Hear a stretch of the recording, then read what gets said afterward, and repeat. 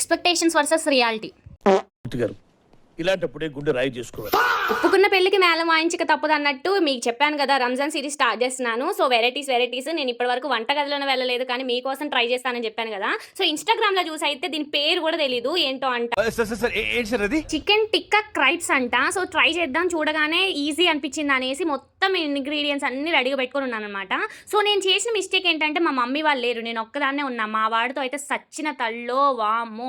ఇంకోసారి వంటగదిలోకి రావద్దు, ఇంకోసారి పెంట పెట్టుకునే కావద్దు అనంత టార్చర్ అయితే కానొచ్చింది. సేమ్ వాళ్ళు చూపించిన ప్రాసెస్ లోనే చేశాను. అది మీకు కూడా చూపిస్తున్నాను. ఫెయిల్ అయిన వంటకి మాకెందుకు అక్క అని మీరు అనుకోవచ్చు. ఫెయిల్ ఏం కాలేదు. బట్ ఇదంతా ప్రాసెస్ చేయడానికి నేను హై ఎక్స్పెక్టేషన్స్ పెట్టుకుంటే నిజంగా మొత్తం రివర్స్ అయిపోయింది. ఏ టు జెడ్ నేను ఏ మిస్టేక్ చేశాను, నన్ను ఎంత టార్చర్ పెట్టిండు మావోడు. నేను చేసినవి వాళ్ళు ఒకటి చెప్తే నాకు ఒకటి అర్థమై నేను ఒకటి చేసి మొత్తం క్లియర్ గా అయితే లాంగ్ వీడియో చేశాను అనమాట. సో ప్లీజ్ ఖచ్చితంగా అది చూడండి. సో రెసిపీ కూడా నేనైతే అందులో షేర్ చేశాను. రెసిపీ అయితే చాలా బాగుంది. బట్ నేను పడ్డ కష్టమే చాలా ఉందన్నమాట. ఒక్కదాన్నే అస్సలు హ్యాండిల్ చేయలేకపోయాను. అసలు ఒక్కొక్కరు ఉన్నోళ్ళు ఎట్లా హ్యాండిల్ చేస్తారో నిజంగా నాకైతే ఇవాళ చుక్కలు కనపడ్డాయి. సో అట్లా ఫెవికాల్ అయితే ప్రిపేర్ చేసుకున్నాను. చెప్పిన సేమ్ అలాగే చేశాను. బట్ నాకైతే ఇదేందో దోశలాగా అనిపించింది అనమాట. దోశలో చికెన్ పెట్టుకొని తిన్నట్టే అనిపించింది. కానీ అయితే టేస్ట్ బాగుంది అబ్బా. లాస్ట్ కి మయోనీస్ సాస్ వేసుకొని కలుపుకొని తింటే చాలా బాగుంది. బట్ చీజ్ లోపల అలాగే ఉందన్నమాట. నా వంట ఎట్లా చేశాను ఏంటి అనేది క్లియర్ గా ఎక్స్ప్లెయిన్ చేశాను అనమాట. సో అందులో ఖచ్చితంగా చూడండి, మీకైతే ఫుల్ ఫన్ ఉంటది. మీరు చెప్పండి, ఇలాంటి ఇంకా కావాలంటారా, చెయ్యాలంటారా, ఓ తల్లో నీకేం వద్దులే గానీ అరవకుండా కూర్చో అని అంటారా? కామెంట్ చేయండి. లేదా నువ్వు చేసుకున్నావు కదా నీకు బాగానే ఉందంటారా?